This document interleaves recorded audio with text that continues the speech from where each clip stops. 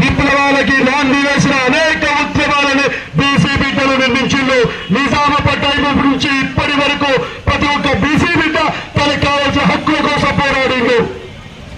20 సంవత్సరాల క్రితం నిజాం టైంలో చాకలి ఐరమ్మ తను పాలిస్తున్న దొరని వెంటబడి కొట్టిన క్షణాన్ని మర్చిపోయారా?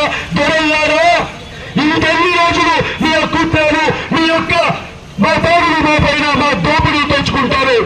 7% ఉన్న మీ జనాభా 70% మాకు రావాల్సిన హక్కుల కోసం మేము పోరాడుతున్నాం.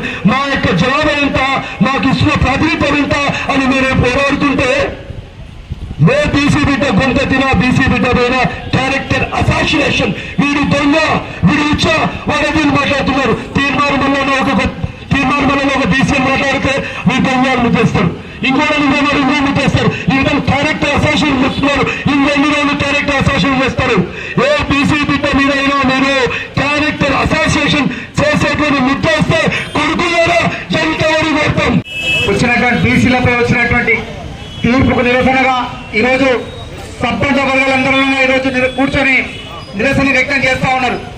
నిన్నటి వరకు సబ్బండ వర్గాలకు సంబంధించినటువంటి ప్రతి ఒక్కరు మేము ఎంపీటీసీలను కావాలి, ఎంపీపీలను కావాలి, జడ్పీటీసీలను కావాలి, నెక్స్ట్ ఎలక్షన్ లో మన సర్పంచ్లను కావాలని చెప్పేసి కలలు అన్నారు.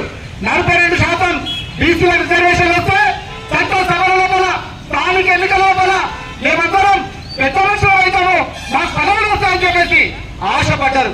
స్వాతంత్రం వచ్చి 70 సంవత్సరాలైనా 100 కులాలకు పైన ఉన్నటువంటి సబ్బండ వర్గాలకు సంబంధించినటువంటి బీసీ కులాలు చట్టసభల వల్ల కాళ్ళు మోపడి కులాలు చాలా ఉన్నాయి, చట్టసభల మొహం చూడనటువంటి కులాలు చాలా ఉన్నాయి.